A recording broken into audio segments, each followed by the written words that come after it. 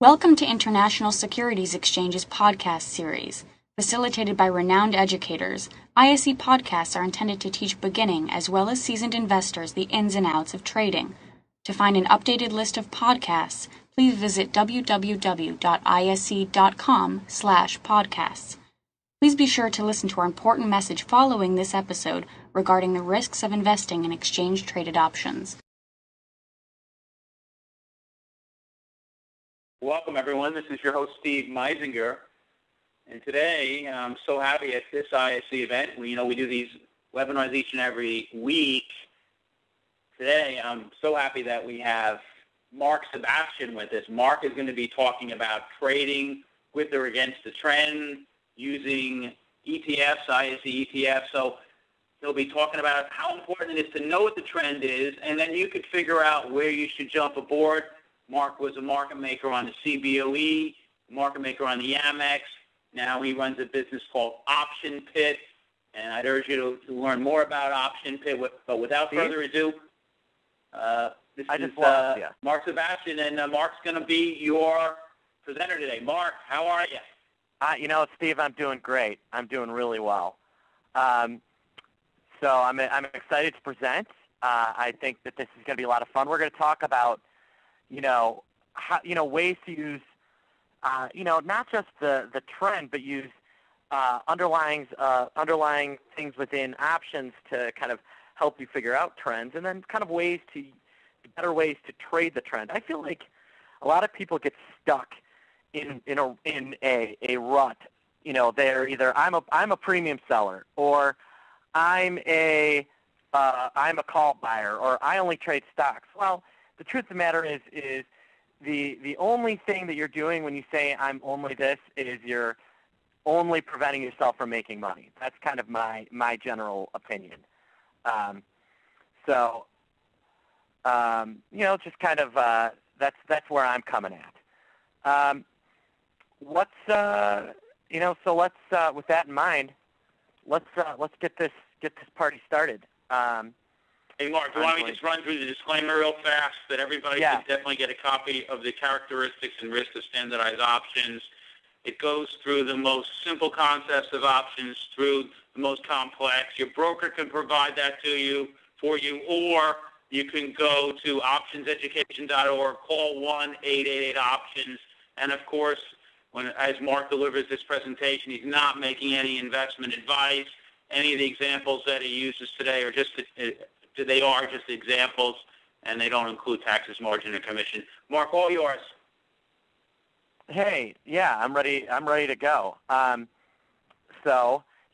important to know. I'm a teacher. I'm not a broker. So I'm here to hopefully help you learn a few things, and then we'll move on from there. So let's get this party started. Let me make sure I'm on my front page, which I am. And now you should be on the legal. Okay, good. Oh, you're showing your desktop? Yep. Is that okay? That's fine. Yeah, that's fine. All right. So we're going to talk about trading for or against the trend using options on ISE's ETFs. Steve, I actually got a chance to look through some of those ETFs. There's some real interesting ones there. Aren't they? But there are. I like the platinum one. I like the one we're going to be using is FCG primarily when I'm going through this, because I think it's the most liquid one. So now. It is. The assets under management are growing steadily, so we're really happy. Our team's been working really hard. But yes, the ideas are unique in some of the sectors. So please, when I have a unique idea, I call it a Meisinger. I don't know if you knew that. Thanks, Mark. I said. So, the other one that's interesting is the China one. I think is really cool too. That could be a real interesting one to trade as an alternative to the crazy expensive, not FCX. What's the other China ETF? I can't think of it. The symbols they go blank on me. Well, and then there's Indian ones and there's China ones. So yeah, this is sort of a hybrid, a little bit of both. Yeah. So it's interesting. So let's get started here, folks. All right. trend trading. All right, one of the most common phrases we see in the trading industry is past performance does not guarantee or / indicate future returns, which is funny because I feel like everybody trades as if past performance guarantees or indicates future returns. That's kind of what trend trading is, right? If you're trading a trend, you are in fact trading off of past performance. So almost everybody is in some sense a trend trader. You own Abbott Labs and you just put it on a drip. You're a trend trader. You're saying this is not going to be going anywhere. DRIP is a dividend reinvestment program. Abbott's going to go up or not go anywhere, and so I'm just going to buy the stock and have this thing by itself. That's a trend. You're saying this thing is going to go up. SCG, same thing. It pays a dividend, and you could do kind of a similar thing. That's trading a trend, believe it or not. Now, the trend I think a lot more people are thinking about is kind of the short-term trend. And so when most people think of a short-term trend, they think of something like this. I get in at, and this is FCG, I get in at 20, I get out at 21. I get in at 21, I get out at 22, and so on. And, that's a great way to trade. But that's not the only way to trade a trend. There's more to trends than just, trading the stock. All right, things traders will use. All right, I've seen regression analysis. All right, I've seen VWAPs, volume-weighted. Did I write? That's all right. I do that too with my fingers. We know what you meant. Yeah, all right. So VWAPs, I said WVAPs. VWAPs, moving averages, stochastics, you name it. Really, there are a lot of things traders use out there. Now, do they work? The analysis out there on technical analysis for individual stocks is that it does not work very effectively at all. I think that there's a lot of people that, you get a lot of people out there saying that technical analysis works really well in, indexes. You can make that argument, but never, you're not going to see that in stocks. It just doesn't work. For indexes and ETFs, I think it does work a little bit. There's a greater kind of market psychological effect in those big indexes. It's less fundamentals and more kind of what is the whole market doing. Because of that, technicals actually do have some tendencies to work, at least in the short term. I think long term you could make an argument, but whether or not they do. But in short-term trading, hour to hour, day to day, then yes, I think technicals do matter a little bit in indexes. A different trend. So I don't use technical analysis of stocks. I just don't. I don't know why. It just never appealed to me. The most technical I ever got was looking at the futures and maybe looking at kind of intraday where they've been bouncing. But what I've always been is a technical analyst of volatility. From the very first day I got hired by Group 1, they told us that, unlike market technicals, implied volatility actually does mean revert. Okay? Stocks have a mean volatility. They have kind of a volatility they oscillate around. And understanding where you are in terms of volatility with that stock can really help you trade. Understanding, for a market maker, what was important was understanding, hey, vol is high. It's funny that this big customer comes in and wants to sell me 10,000 calls. That's something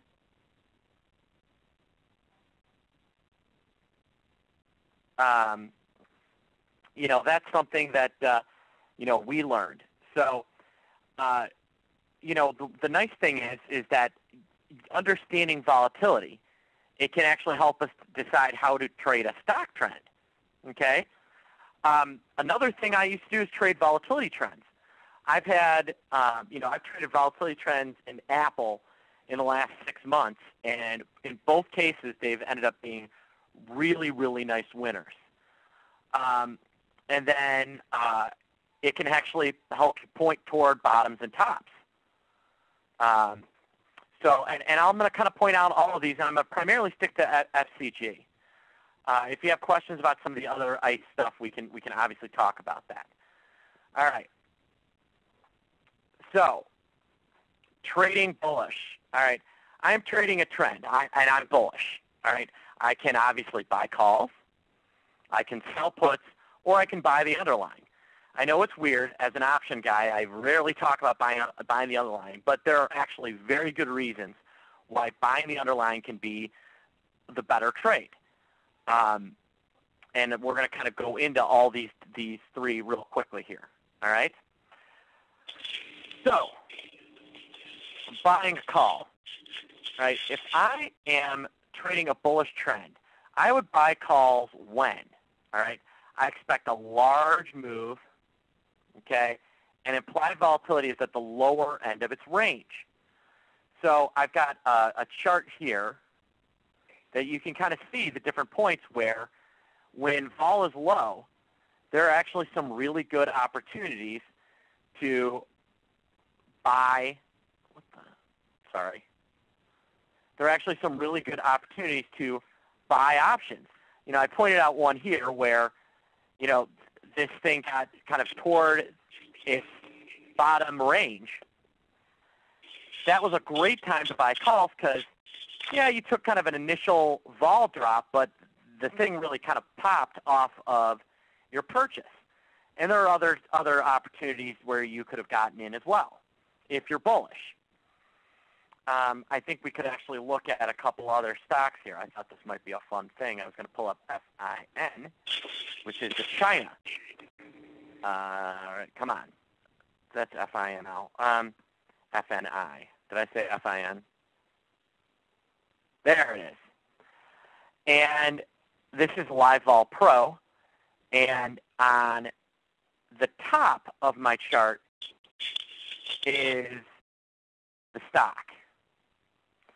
On the bottom of my chart is volatility. And you can see that there are actually times where you'd want to buy options. Take a look here. I would want to buy calls right here. Why? Well, vol's pretty low, and the stock is sitting low. So what do? I'm bullish. I buy calls. Well, look what happens here. Okay. I'm going to pull up the prices here. We're going to look at a grouping of calls. Come on. It's not. There we go. This is February 24th. I don't know why this is giving me problems pulling this stuff up. Give me a second here, folks. So, anyway, the point is, all right, so here's February 24th. We're still dealing with some lower vol, okay? The IV is sitting at 28.60. I think that this thing's going to rally, and it's trading, 24 bucks. We could buy, we'll find something a little tighter. Let's say that we bought the March 24 calls, even. And, we ended up paying, the March 23 calls, that day traded $1.10 at 11:30. You see them right there. So let's see how that guy did that bought those calls. Just a couple of days later, when vol is at its peak on the 28th. This will be interesting. See if I can get this thing to pull up. I'm sorry, folks. This thing can be a little bit... It's not really... Here we go. it's not letting me pull up. But you can see the stock rallies, but not only does the stock rally, but the volatility goes through the roof, okay? If we can kind of consider what the vega of that option is, even today, that vega is 8 cents. Back then, it probably would have been about, 5 to 10 cents. That 40%, that 20% increase right there on that chart would equate to $1 gain in the call on its own, even without a price movement. Now, the price of the stock going up just makes it even better. So that's kind of one example. So the key here is I'm expecting the market to kind of move on me, and that vol is low. All right, that's going to be a major, major kind of linchpin in when to buy calls. All right, next, selling a put. There's some really good opportunities in trend selling, in selling puts. And the idea of when you're bullish and vol is high, okay, and you're not expecting huge moves, okay, like I point out one here, and FCG goes from basically 21 and a half-ish, 21 and a quarter, up to about 22, okay, but look at what's happening in volatility. Vol falls from 26% down below 24% into about 23% range. At that point, it troughs out. It kind of stops falling. That actually would have been your signal to kind of pull the plug. Okay? Why would that be your signal to pull the plug? Well, look what happens next. We get a nice little pop in volatility. That's the neat thing is if you're going to sell puts, and this is probably one of the biggest mistakes people make, is when they sell premium, they don't buy them back. All right? Steve, how many horror stories have you heard about not buying back premium? Mark, over and over and over again. It's a great point. And you know what? I remember one story from the trading floor where somebody was trading vol, they were trading market opinion. Next thing you know, they're talking about the company's products and who the CEO is.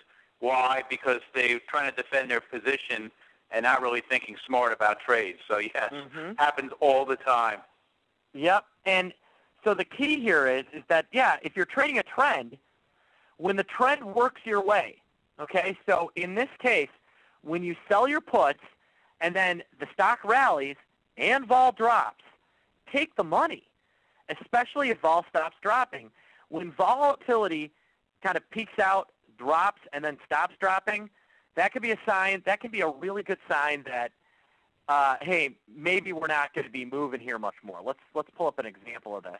Let's pull up SVG again, and we'll actually get a real look at what was going on here. I'm going to pull up the volume indicator, and let's take a look right here. Come on. Boy, sometimes I love Live Vol Pro. I really do, but sometimes getting, there we have it. All right. So let's take a look at what we got here if we sold puts. We're at about 21.75. We've got kind of that high IV. If you sell the 22 puts in March at, let's say, 70 cents, all right, you're going to be, and you can see that there were traders that were, essentially you had a lot of call buying here. They probably would have been better off selling puts, if you ask me. So you've got these March 22s, and they're 55.80. Let's just say that 75 cents is a nice closing quote. Well, it doesn't take very long, and it doesn't take a big rally, and it doesn't take vol falling very much for the price, for that price to drop off. We would have scalped essentially 35 cents. If we sold them at 75 and we bought them back for, even if we paid the offer, we'd be scalping 35 to 40 cents on a trade. This is the number one mistake people make, is not closing out these kind of winners. I don't know about you, but, here we are. It's February 28th. You've got a good 20 days to expiration. If you had sold a put that was winning and not bought it back after it decayed 60% of its value, well, the next day is on you because we get the vol pop and we get the stock dropping. And let's take a look and see where those puts are. You see, you would have given up almost all of your profit, a good 50 to 60% of that profit, and it actually gets a little worse if you hang on.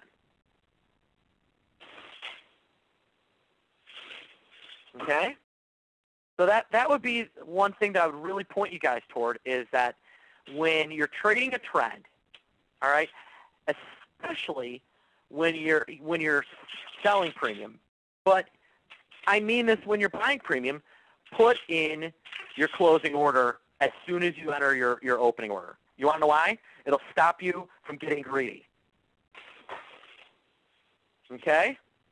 I do it myself. I do it all the time. I suggested an Eli Lilly trade today for TheStreet.com that I really like, and it was the April 35 calls for 60 cents. I think they could go to $1.50, $2, but I'm only looking for 90 cents, so I put in my offer to sell them at 94 cents. And I'm just going to leave it there. And Steve, if you went into the ISE right now and you looked up offers on Eli Lilly on the April 35 calls, you would find my one lot sitting there offered at 94 cents. Good luck on that, Mark, and I'm sure I hope that trades at 95 cents. That way you're filled. Well, the one thing I don't have to worry about trading on the ICE is the fills. So. Well, I mean, the market's got to get to your spot. We can't create miraculous fills. Well, yes, the market has to get to my spot.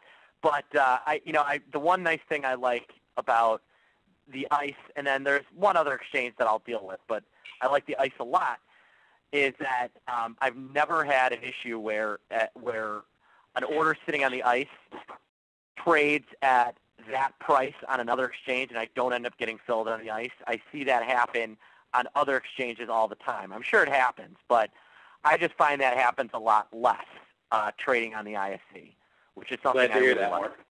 Yeah. Anecdotally, obviously I don't have any statistical evidence I'm sitting on. That's just me anecdotally discussing that. And if I was at another exchange, I maybe wouldn't bring that up, but I wouldn't say that at some of the other exchanges. Let's just put it that way. Understood. I wouldn't go to the P-Coast and be like, let me tell you how great the ICE is. Sorry. All right. Thank you for listening to our podcast. To find more podcasts on options, stocks, alternative markets, and market data, please visit www.ise.com/podcasts.